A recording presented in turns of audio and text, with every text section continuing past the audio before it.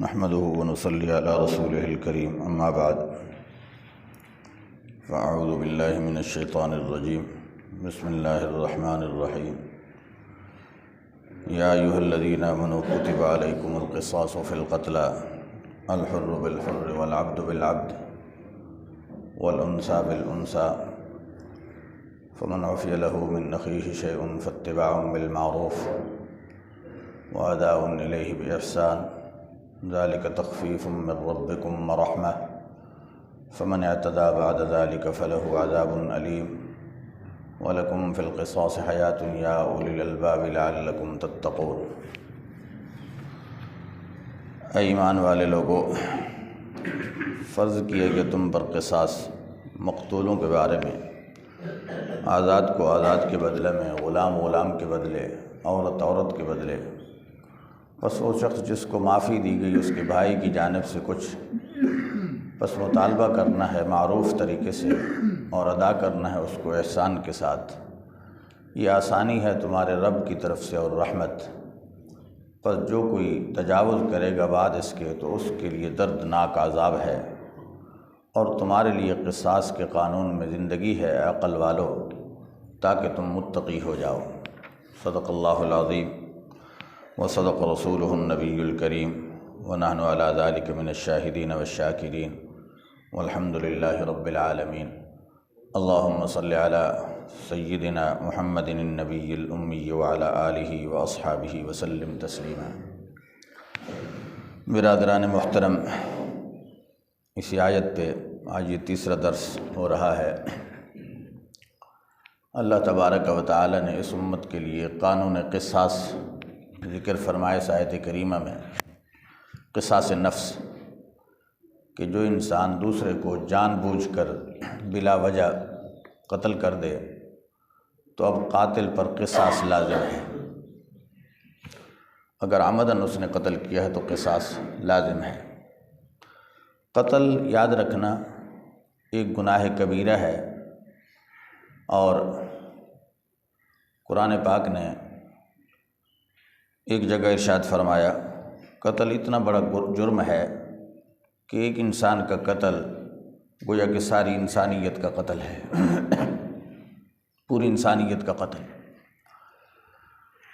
اسلام نے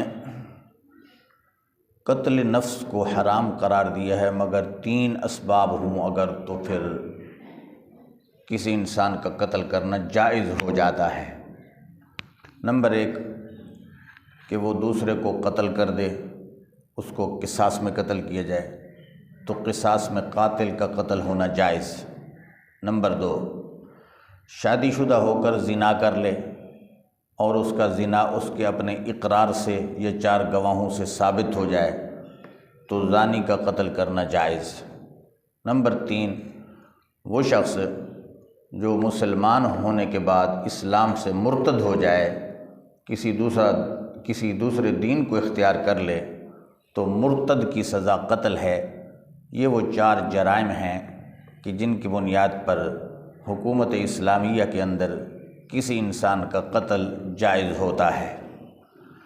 ایک بات تو یہ۔ دوسری بات یہ سمجھیں کہ اس آیت کریمہ میں اللہ تعالیٰ نے 2 حکم بیان کیے ہیں اس آیت کے ابتدائی حصے میں۔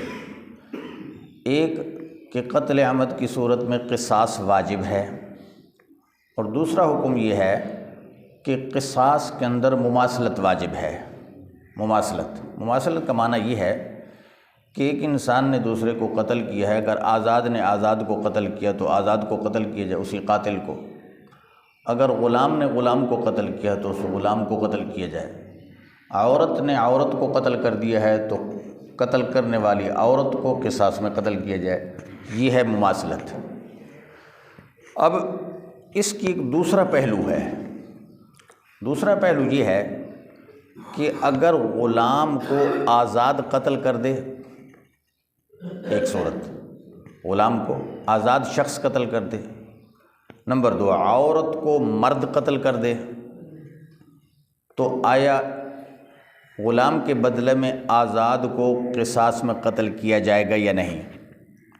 اسی طرح عورت کو مرد قتل کر دے تو اس مرد کو عورت کے بدلے میں بھی قتل کیا جائے گا یا نہیں؟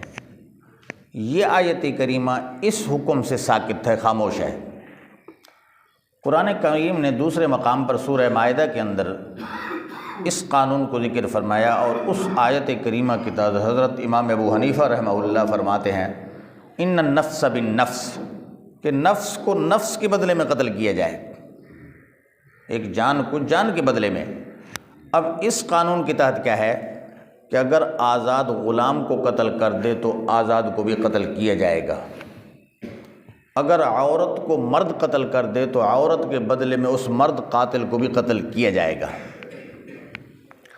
لیکن شریعت مطہرہ کے اندر چند صورتیں ایسی ہیں کہ جن میں قاتل پر قصاص نہیں آتا۔ مثلا باپ اپنے بیٹے کو قتل کرتا ہے تو شریعت باپ کو قصاص میں قتل کی اجازت نہیں دیتی۔ باپ اگر بیٹے کو قتل کر دے تو باپ کو قصاص میں قتل کرنا شریعت میں ٹھیک نہیں ہے۔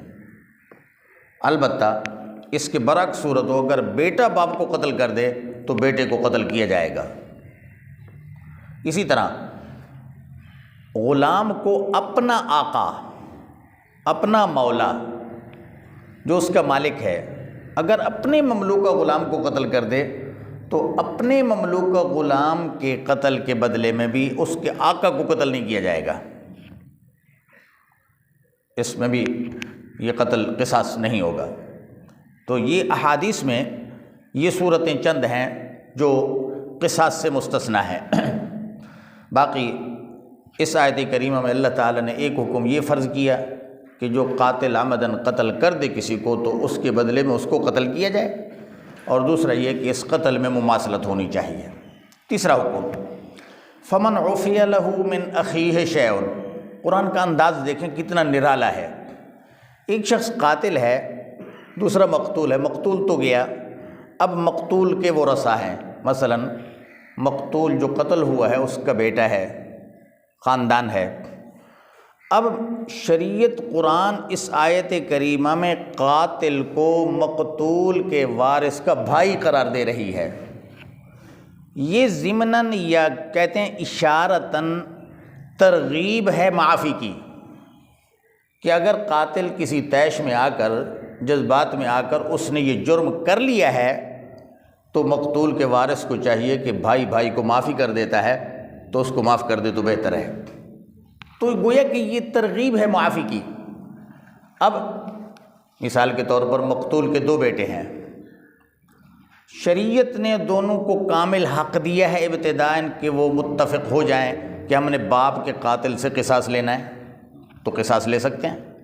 لیکن دوسری صورت، اگر ایک نے معاف کر دیا، اگر ایک نے قصاص کو معاف کر دیا تو دوسرے کا حق کے قصاص بھی ختم۔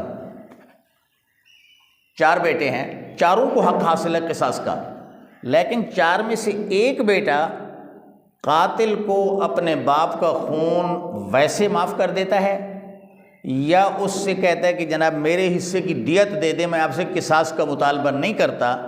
اب چار بیٹوں میں سے ایک نے معاف کر دیا تو باقی تین کا حق کے قصاص بھی ختم۔ اب وہ قصاص نہیں لے سکتے۔ اب کیا ہوگا؟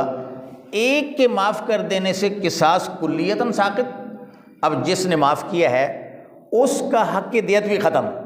البتہ بقیہ تین بیٹے جو ہیں نا، اب دیت کا پورا حساب کر کے ایک حصہ اس سے منہا کر لیا جائے گا معاف کر دینے والے کا، باقی تین حصوں کا جو دیت ہے وہ ان تین ورثاء کو دی جائے گی، وہ اس کے وارث ہوں گے۔ بات آئی سمجھ؟ اب شریعت اسلام نے، قرآن نے اس آیت میں اور ترغیب کیا دی؟ فاتباع بالمعروف واداء الیہ باحسان، ایک جہت مقتول کے ورثاء کی طرف اور دوسری قاتل کی طرف، کہ جب آپ نے قصاص کو معاف کر دیا، اس کے بدلے میں کوئی دیت کی مصالحت ہوئی، یا ایک بھائی نے معاف کیا دوسروں سے آٹومیٹک قصاص ساقط ہو گیا، اب دیت دینی ہے تو پھر مقتول کے ورثاء یہ کریں کہ دیت کا مطالبہ کرنے میں قاتل پر سختی نہ کریں، بلکہ سہولت کے ساتھ، نرمی کے ساتھ، محبت اور پیار کے ساتھ اس سے مطالبہ کریں، اور آسانی کے ساتھ جس طرح ممکن ہو۔ حضرات فقہاء کرام فرماتے ہیں کہ یہ مقتول کی جو دیت ہے قسط وار کم از کم 3 سال میں اس کو تقسیم کیا جائے تاکہ آسانی کے ساتھ وہ قاتل یہ دیت ادا کر سکے۔ تو ایک مقتول کے وارث کو یہ تنبیہ کی فاتباع بالمعروف کہ قصاص کی دیت کا مطالبہ کرے معروف طریقے سے، احسان کے ساتھ، نرمی اور محبت کے ساتھ۔ اور دوسرا قاتل کی جانب میں کہا اداء الیہ باحسان، قاتل پر بھی لازم ہے کہ اگر اس کو ادا کرنے کی طاقت ہے دیت تو ٹال مٹول نہ کرے، مقتول کے ورثاء کو تنگ نہ کرے، اس کے ادا کرنے میں تاخیر نہ کرے، تو وہ بھی احسان کے ساتھ، نیکی کے ساتھ، حسن سلوک کے ساتھ جلدی جتنا ہو سکے اس کو ادا کرے۔ آخر میں اللہ تعالیٰ فرماتے ہیں ذالک تخفیف من ربکم ورحمہ، کہ اصل قانون تو یہ تھا کہ قاتل کو قصاص میں قتل ہی کیا جائے، لیکن فرمایا دوسری 2 جہتیں دے کر، معافی والی جہت بغیر کسی معاوضہ کے، یا دیت لینے والی صورت، ان دونوں صورتوں میں قاتل کی جان بچ جاتی ہے، قصاص سے بچ جاتا ہے وہ۔ فرمایا اللہ تعالیٰ فرماتے ہیں کہ یہ قانون جو ہے نا تمہارے حق میں تمہارے رب کی طرف سے رحمت ہے، تمہارے لیے سہولت ہے کہ قاتل بھی اتنے بڑے جرم کرنے کے باوجود قصاص سے بچ جاتا ہے، اس کو یا معافی مل جاتی ہے یا مال کے بدلے میں اس کی جان چھوٹ جاتی ہے۔ یہ قانون اللہ کی طرف سے تمہارے لیے رحمت ہے۔ اب فرمایا فمن اعتدی بعد ذلک، اگر ایسا ہو کہ مقتول کا وارث سلو بھی کر لیتا ہے، قصاص معاف بھی کر دیا، دیت بھی لے لی، پھر طیش میں آ کر قاتل کو قتل کر دیتا ہے، فرمایا فمن اعتدی بعد ذلک، جس نے اس کے بعد تجاوز کیا، فلہ عذاب علیم، اس کے لیے عذاب علیم ہے۔ اب عذاب علیم کی تشریح میں مفسرین فرماتے ہیں کہ ایک دنیاوی عذاب، دوسرا اخروی عذاب۔ دنیاوی عذاب یہ ہے کہ اب اس مقتول کے وارث کو جس نے اپنے باپ کے قاتل کو معاف کرنے کے باوجود پھر قتل کر دیا ہے، اس کو بھی قصاص میں قتل کیا جائے گا، اس کو قصاص میں قتل کیا جائے گا، اس پر بھی اسی طرح قصاص فرض ہوگا جس طرح پہلے قاتل پر تھا۔ اس کو معافی مل گئی، معافی ملنے کے بعد اس نے قتل کیا، اب دنیا میں اس کو قصاص میں قتل کیا جائے گا، اور آخرت کا عذاب علیم جو ہے نا وہ اس کے ماسوا ہے۔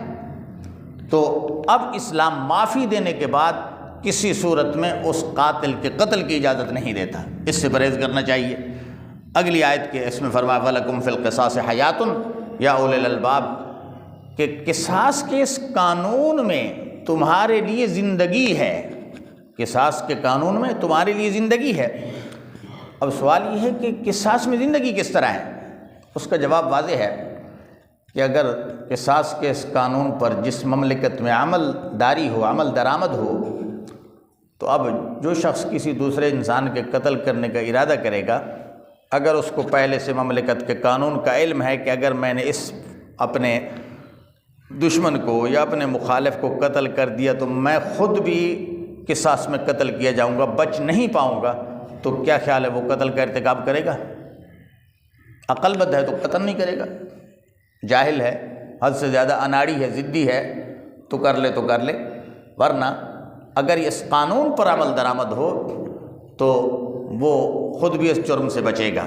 عرب میں کیا ہوتا تھا کہ ایک آدمی نے، ایک قبیلے کے فرد نے دوسرے قبیلے کے کسی فرد کو قتل کر دیا، اب دوسرا قبیلہ یہ نہیں دیکھتا کہ قاتل کون ہے، بس صرف اس بات کو دیکھتے کہ یہ اسی قبیلے کا بندہ ہے، بس اس کو مار دیتے، جانبین سے افراد قتل ہو جاتے، سینکڑوں کے ہزاروں لوگ قتل ہوتے، کوئی تسویہ ہی نہ ہوتا۔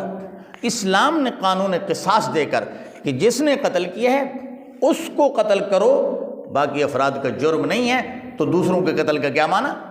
اس لیے فرمایا اس قانون قصاص میں حیات ہے کہ ایک اگر جان قاتل کی جائے گی باقی سینکڑوں جانیں بچ جائیں گی۔